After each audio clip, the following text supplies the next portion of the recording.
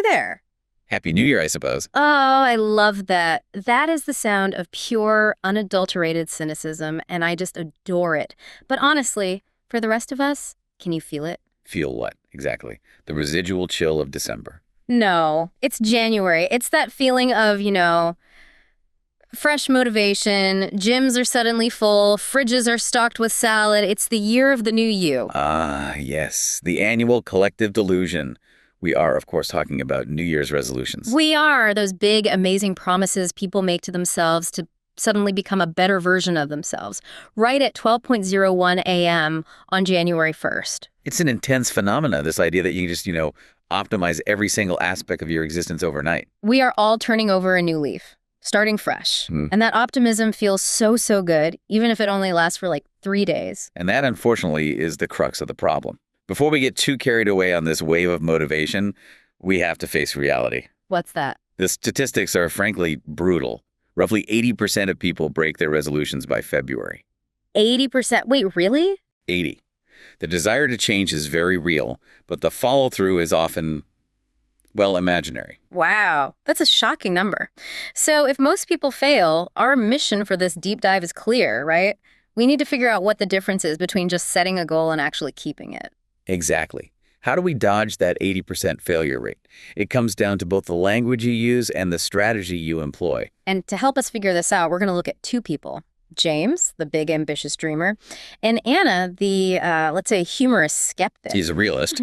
And by observing their different approaches, we can pull out the exact tools you need to make consistency a reality. Okay, let's unpack this. Let's start with the story. It all begins on New Year's Day at a cafe. Imagine the scene. Anna's already there, sitting comfortably, nursing a strong coffee, and, most critically, enjoying a magnificent buttery croissant. She's just enjoying the moment. She's celebrating the year that was, not panicking about the year to come, and then James bursts in. He's practically vibrating with energy, right? And he's got this notebook with a huge list of goals, and he's drinking this, bright green smoothie. A luminous, thick, green smoothie that looks suspiciously healthy. The contrast tells you everything you need to know. James is preparing for battle. And Anna is just enjoying her breakfast. James immediately announces that he is turning over a new leaf.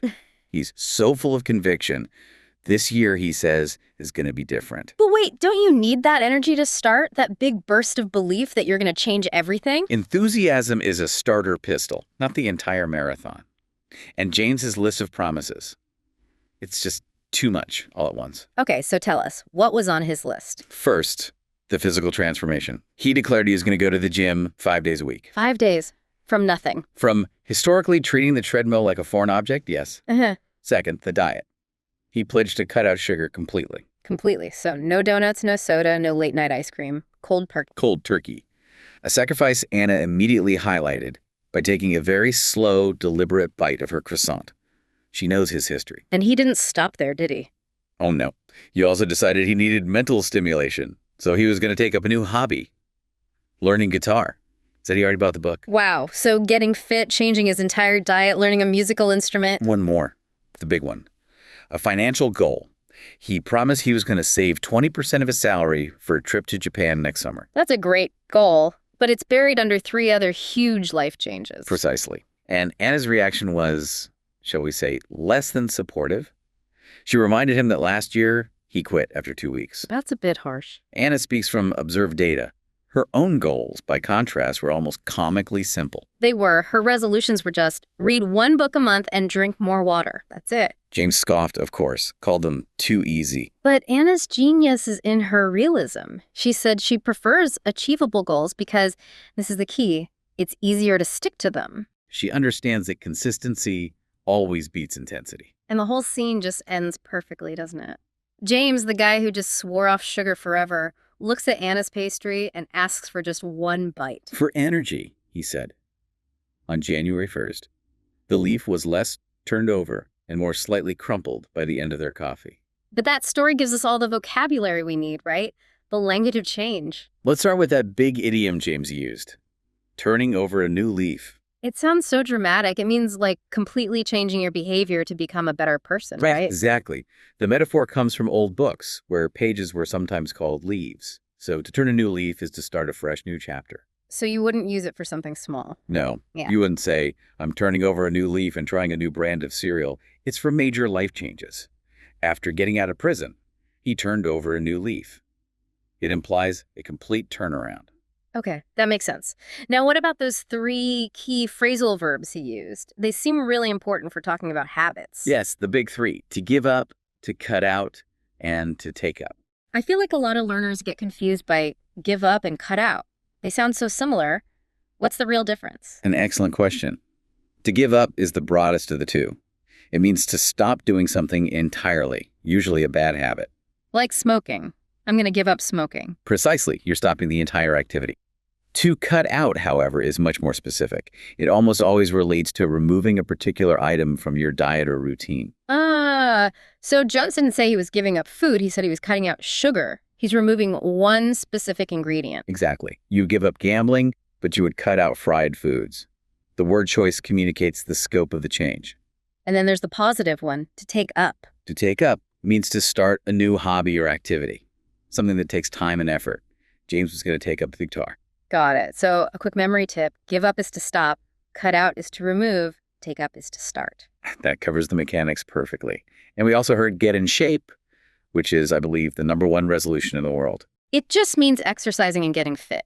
The umbrella term for wellness. But Anna's phrase is the most important one: stick to it. This is the linguistic representation of consistency. That's the whole battle, isn't it? To stick to it means to keep going, even when that January 1st excitement is totally gone and it just feels like hard work. James failed to stick to it the moment he asked for that croissant. What's really fascinating here, though, is how James talked about his plans.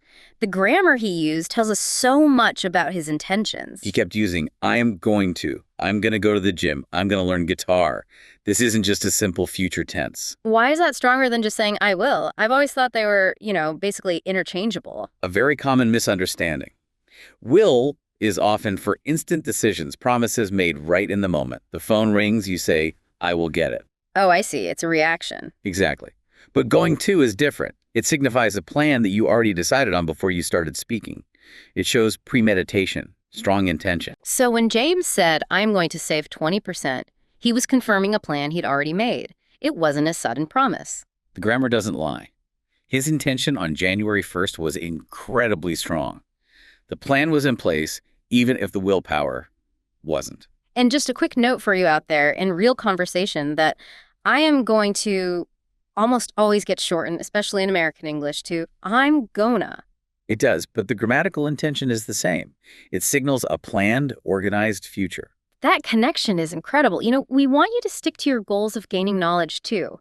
If you're learning new things and want to understand the world better, make sure you're subscribed straight to English. We cut out all the jargon for you. Now let's pivot. We've talked about language and intention, but that's useless without a good strategy. So how do we combine James's enthusiasm with Anna's realism to avoid that 80% trap? Anna's preference for realistic goals lines up perfectly with a famous planning framework, right? Yes. We're talking about S.M.A.R.T. goals. It's an acronym that forces you to turn a vague wish into a concrete plan. And this is probably the most important takeaway for anyone trying to achieve. Well, anything. Let's break it down. Okay. S is for specific. James's goal to get in shape is not specific. What does that actually mean? Right. It's too vague. A specific goal would be, I'm going to run 5 kilometers without stopping by March 31st. Much better. Next, M is for measurable.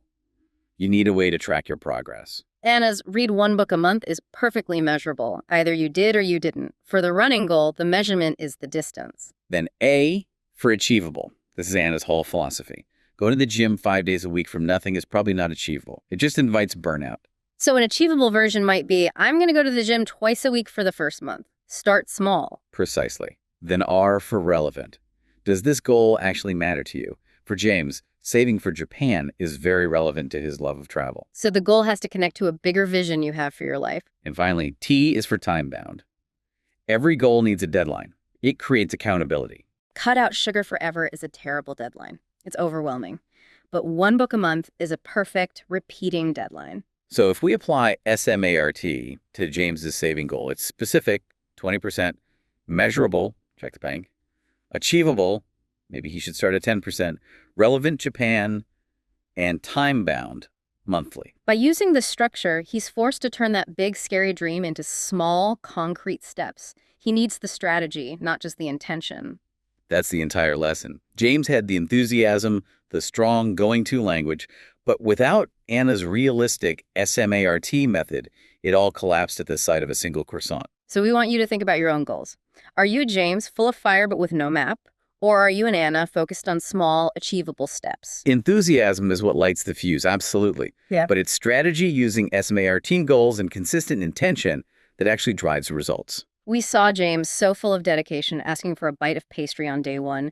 The real challenge isn't setting the resolution, it's that constant battle against instant gratification. So, what is the one thing James truly needed to give up right now to make it to Japan?